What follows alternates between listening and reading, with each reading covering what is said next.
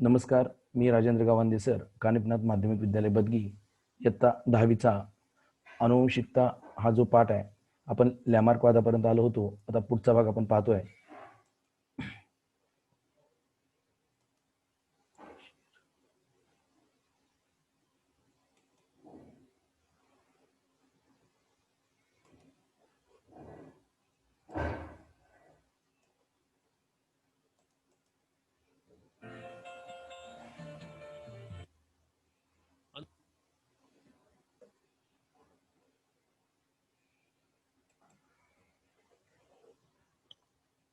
लॅमार्कवाद किंवा लॅमार्कचा अनुवंशवाद यात अशी कल्पना मांडली आहे की सजीवाच्या जीवनकाळात जे गुण त्यांनी संपादित केलेले असतात ते संततीकडे संक्रमित करता येतात.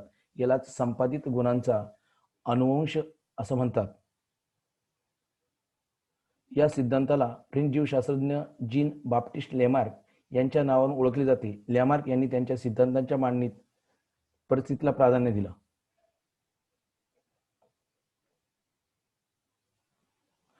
सजीवांच्या जीवनकाळात त्यांनी संपादित केलेली लक्षणं अनुकूलनाचा आधार ठरतात व ती संततीने संक्रमित होतात असं त्याचं प्रतिपादन होतं. लॅमार्क यांच्या सिद्धांतानुसार जिराफांच्या आधीच्या पिढ्यांमध्ये आखूड मानेचे जिराफ अस्तित्वात होते, पण उंच असलेल्या झाडपाला खाण्यासाठी त्यांची मान हळूहळू उंच होत गेली.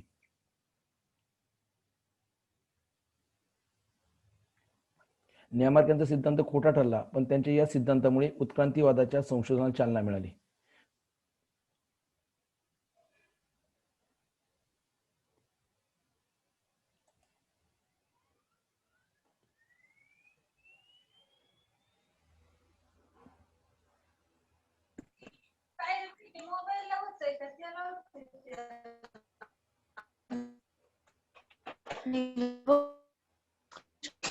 आता मानवी उत्क्रांती जी आहे, उत्क्रांतीच्या प्रक्रियेमध्ये अत्यंत साध्या एकपेशीय सजीवांपासून आज ज्ञात असलेल्या हजारो प्रकारच्या सजीवांची निर्मिती झालेली दिसते. पृथ्वीवर प्रथम समुद्रामध्ये जीवद्रव्यांची निर्मिती झाली आणि त्यापासूनच पुढे अत्यंत साधी रचना असलेल्या एकपेशीय सजीवांची निर्मिती झाली.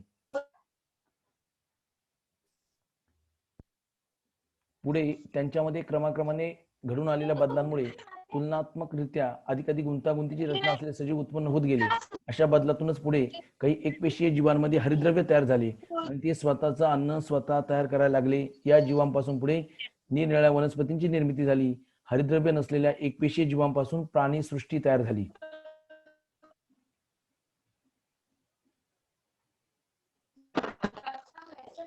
जीवसृष्टीचा उगम जरी पाण्यात झाला असला तरी कालांतराने सजीवांमध्ये जमिनीवर राहण्याच्या दृष्टीने सोयीस्कर असे बदल घडून आले.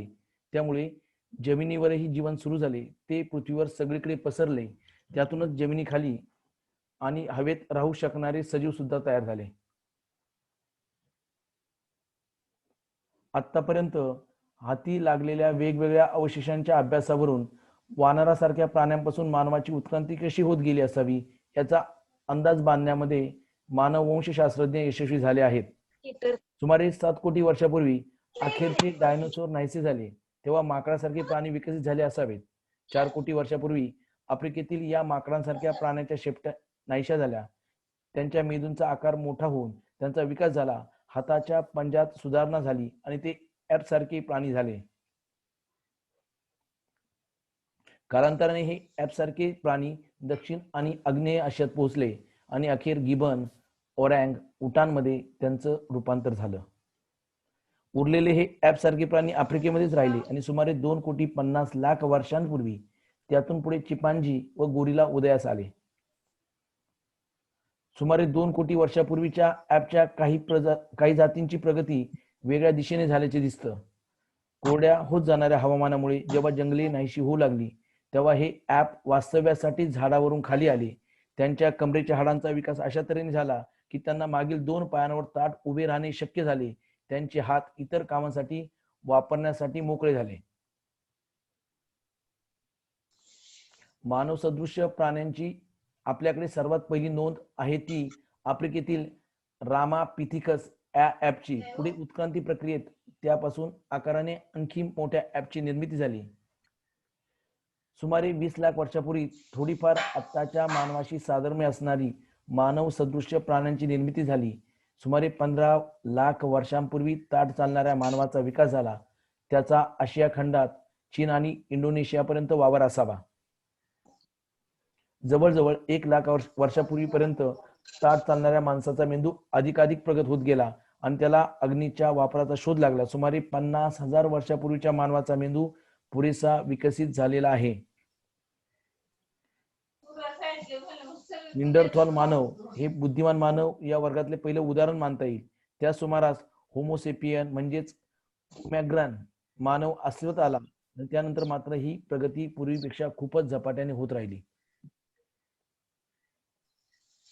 सुमारे 10,000 वर्षापूर्वी हा बुद्धिमान मानव शेती करू लागला, जनावरांचे कळप बाळगू लागला, त्यांनी वसाहती वसवल्या, मग संस्कृतीचा विकास झाला. सुमारे 5,000 वर्षापूर्वी लिहिण्याच्या कलेचा शोध लागला आणि इतिहासाची सुरुवात झाली. सुमारे 400 वर्षापूर्वी आजचा आधुनिक शास्त्राचा उदय झाला आणि 200 वर्षापूर्वी औद्योगिक समाजाची सुरुवात झाली.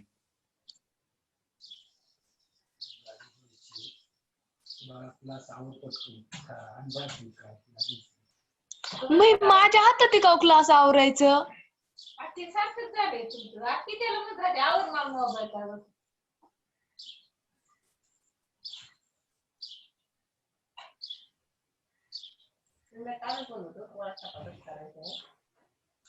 सरांना सांग मला तास बंद करा आमचा पोळा म्हणून मी ते इथे येते नाही काय त्यांना माहित नाही का बैले.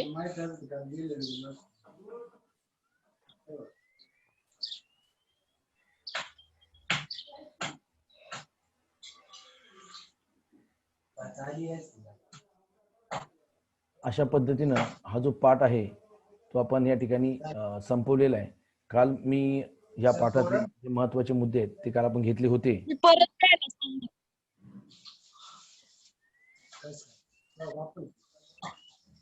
आणि ज्यांना कुणाला या पाठातला पहिला भाग पाहिजे असेल तर त्यांना मी YouTube पाठवलेला आहे. आलं लक्षात. YouTube मध्ये तुम्हाला सर्व भाग त्या ठिकाणी पाहायला मिळतील. आता ह्या पाठाची जी प्रश्नोत्तर आहे ते आपण काय करायचे याच्यामध्ये लिहून टाकायचे. आलं लक्षात. आपण पुढच्या भागाला थोडीशी सुरुवात करूया. सजीव आणि जीवन प्रक्रिया जी आहे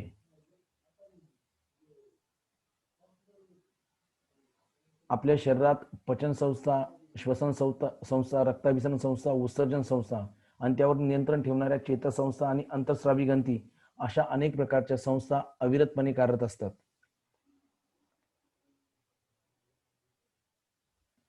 ही सर्व यंत्रणा सर्वच प्राण्यांमध्ये कमी अधिक प्रमाणात सारख्याच पद्धतीने कार्यरत असते. यासाठी त्यांना अखंडपणे ऊर्जेच्या स्रोताची आवश्यकता असते.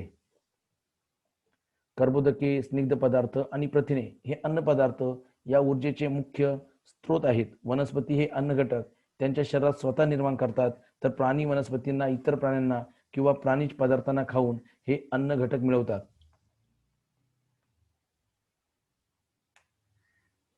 सजीवांच्या शरीरातील प्रत्येक पेशीमध्ये असलेल्या तंतुकणिकेच्या मदतीने या अन्न घटकापासून ऊर्जा मिळवली जाते आणि या प्रक्रियेला श्वसन प्रक्रिया म्हणतात.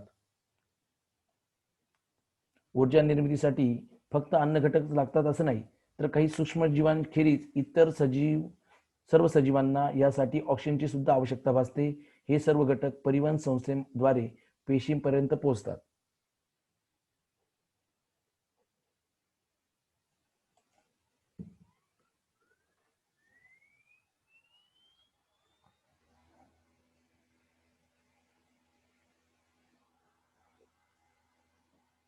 सजीवांमधील ऊर्जा निर्मिती. सजीवांमध्ये शरीर स्तर, पेशी स्तर अशा 2 स्तरांवर श्वसन होतं. शरीर स्तरावर होणाऱ्या श्वसनात शरीर आणि सभोवतालचे वातावरण यांमध्ये ऑक्सिजन आणि कार्बन डायऑक्साईड या वायूंची देवाणघेवाण होते. पेशी स्तरावर होणाऱ्या श्वसनामध्ये अन्न पदार्थाचं ऑक्सिजनच्या मदतीने अथवा त्याच्या विना ऑक्सिडीकरण केलं जातं. आपण जे अन्न पदार्थ खातो त्यातील प्रामुख्याने कर्बोदकांचा उपयोग मुख्यत्वे दररोज आवश्यक असणारी ऊर्जा मिळवण्यासाठी केला जातो. ही ऊर्जा एटीपीच्या स्वरूपात मिळवली जाते. त्यासाठी पेशींमध्ये ग्लुकोज या कर्बोदकाचं टप्प्याटप्प्याने ऑक्सिडीकरण केलं जातं. यालाच पेशी स्तरावरील श्वसन म्हणतात. पेशी स्तरावरील होणारं श्वसन हे ऑक्सिश्वसन आणि विनॉक्सी श्वसन अशा 2 प्रकारचे असते.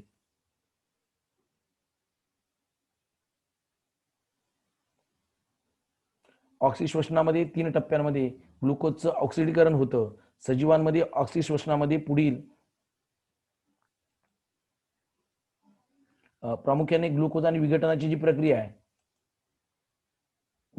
प्रक्रिया आहे याच्यामध्ये ही प्रक्रिया पेशीद्रव्यात घडून येते आणि या प्रक्रियेमध्ये ग्लुकोजचा एका रेणूचं टप्प्याटप्प्याने विघटन होऊन पायरुव्हिक आम्ल, ॲडेनोसिन ट्रायफॉस्फेट, NADH2 आणि पाणी यांचे प्रत्येकी 2 रेणू तयार होतात. नंतर या प्रक्रियेत तयार झालेले पायरुव्हिक आम्लाचे रेणू ॲसिटाइल कोएन्झाइम A या रेणूमध्ये रूपांतरित केले जातात.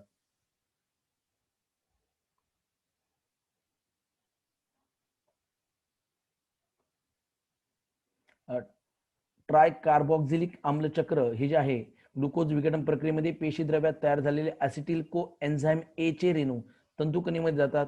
तेथे या रेणूंवर विशिष्ट क्रमाने पुन्हा पुन्हा होणारी चक्रीय अभिक्रिया घडून येते. या अभिक्रियेद्वारे ॲसिटिल कोएन्झाइम A च्या रेणूतील ॲसिटिलचे पूर्णपणे ऑक्सिडेशन केले जाते आणि त्याद्वारे CO2, H2O, NADH2, FADH2 आणि ATP चे रेणू त्या ठिकाणी मिळतात.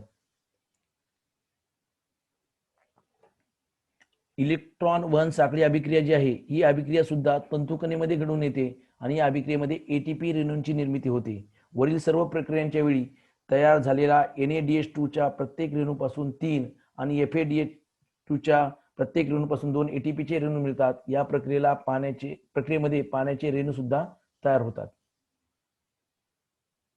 अशा पद्धतीने ऑक्सिश्वसनामध्ये ग्लुकोजचे पूर्ण ऑक्सिडीकरण होते आणि ऊर्जेबरोबरच कार्बन डायऑक्साईड आणि पाण्याचे रेणू तयार होतात.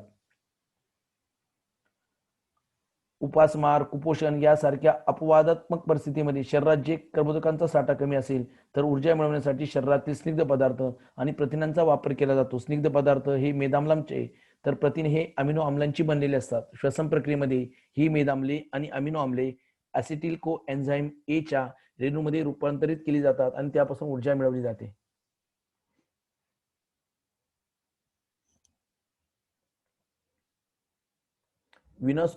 विनॉक्सी श्वसन करणाऱ्या सूक्ष्मजीवांची ऊर्जा निर्मिती. काही सूक्ष्मजीव ऑक्सिजनच्या सानिध्यात राहू शकत नाही. अशा सजीवांना ऊर्जा मिळवण्यासाठी विनॉक्सी श्वसनाचा अवलंब करावा लागतो.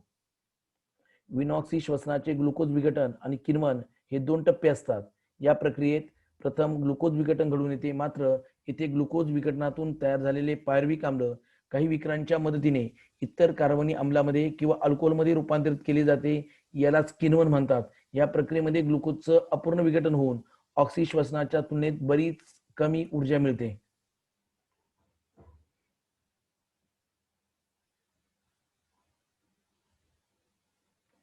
काही उच्चस्तरीय प्राणी, वनस्पती, प्राणी आणि ऑक्सिजनच्या सानिध्यात राहू शकणारे सूक्ष्मजीव सुद्धा त्यांच्या सभोवताली ऑक्सिजन वायूंची पातळी कमी झाल्यास ऑक्सिश्वसनाऐवजी विनॉक्सी श्वसनाचा वापर करतात. उदाहरणार्थ बीजांकुरणाच्या वेळी जमीन पाण्याखाली बुडाली असल्यास बीजे विनॉक्सी श्वसन करतात. तसेच आपण जर बराच वेळ सातत्याने व्यायाम केला तर ऑक्सिजनचा पुरवठा कमी पडल्यामुळे आपल्या स्नायूतील पेशी सुद्धा विनॉक्सी श्वसन करतात. त्यामुळे आपल्या शरीरात लॅक्टिक आम्ल साठते आणि आपल्याला पेटके येतात आणि थकल्यासारखे वाटते.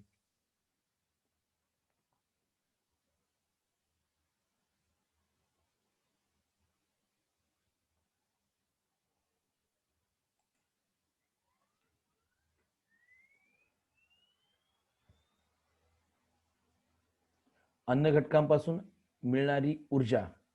आपल्याला कर्बोदकांपासून प्रति ग्रॅम 4 किलो कॅलरी इतकी ऊर्जा मिळते. आपण गरजेपेक्षा जास्त खाल्लेली कर्बोदके शरीरात यकृत आणि स्नायूमध्ये ग्लायकोजनच्या स्वरूपात साठवली जातात. प्रथिनांपासून प्रति ग्रॅम 4 किलो कॅलरी एवढी ऊर्जा मिळते. प्रथिनांचं पचन झाल्यानंतर अमिनो आम्ले तयार होतात. ही अमिनो आम्ले शरीरात शोषली जातात आणि रक्ताद्वारे प्रत्येक अवयव आणि पेशींपर्यंत पोहोचवली जातात. वेगवेगळे अवयव व पेशी त्या अमिनो आम्लांपासून शरीराला आवश्यक असलेली प्रथिने तयार करतात.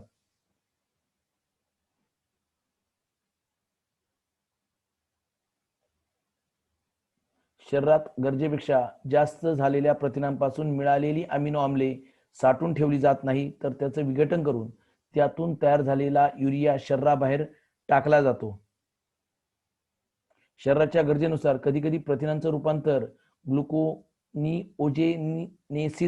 प्रक्रियेद्वारे ग्लुकोज सारख्या उपयोगी पदार्थांमध्ये केले जातं. प्राणीज पदार्थापासून मिळणाऱ्या प्रथिनांमध्ये आपल्या शरीराला आवश्यक असणारी सर्व अमिनो आम्ले असतात. म्हणूनच त्यांना फर्स्ट क्लास प्रथिने असं म्हणतात.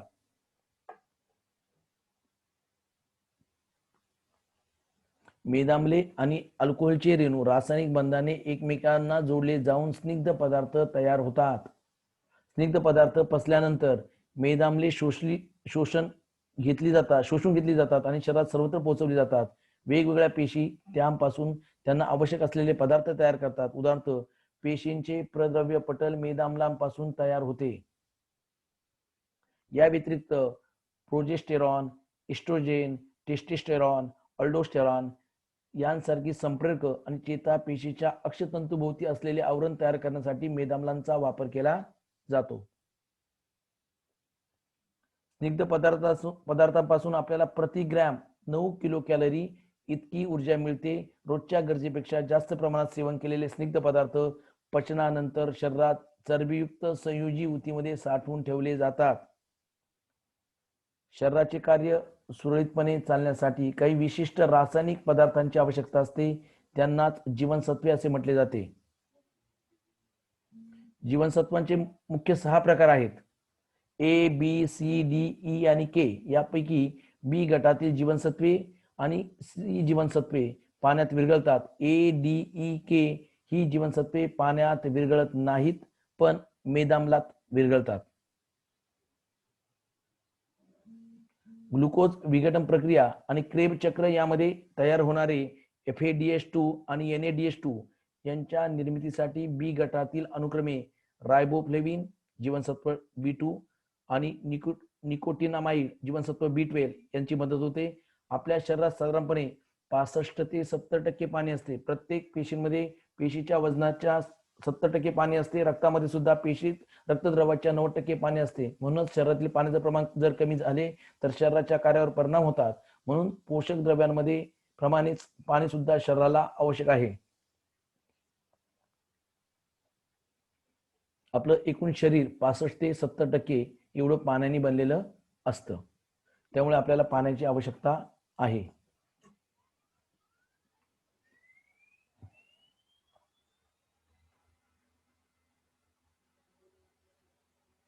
अशा पद्धतीनं आपण हे जे भाग आहेत ते आपण संपवलेले आहेत.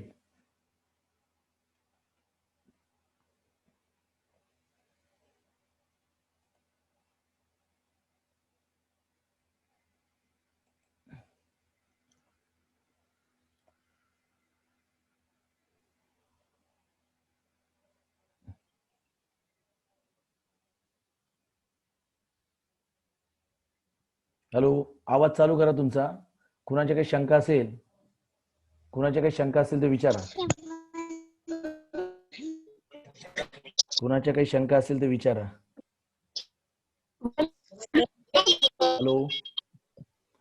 हॅलो सर, रेकॉर्डिंग आवाज चालू आहे येतोय ना का? अजून? हो सर, येतोय. आवाज येतोय का? हो. अजय, आवाज येतोय सर्वांना? हो. हॅलो, हॅलो सर, येतोय आवाज. हॅलो, सगळ्यांनी आपला ना हॅलो. ऑडिओ चालू करा ना. केलाय सर.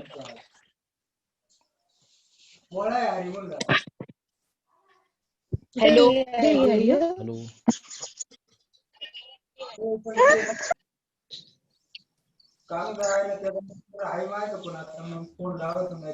अमर, आवाज येतोय का? हो सर, येतोय आवाज. हॅलो, सर, आवाज येतोय. आवाज येत नाही का तुमचा? येतोय. येतोय ना? स्क्रीनशॉट काढले का प्रत्येकाने? हो सर. नक्की? हो सर. हो सर. ठीक आहे. आपण आता ना थोडस वेळापत्रक बदलूया. रोज काय करूया, थोडस संध्याकाळी पण वेळापत्रक मी तुम्हाला पाठवतो. संध्याकाळी पण रोज आहे ना 1 तासभर आपण घेऊया. आता जे ठराविक थोडासा आवाज बंद करा तुमचा. ठराविक 14 विद्यार्थी, आवाज बंद करा सर्वांनी. ठराविक 14 विद्यार्थी, आवाज बंद.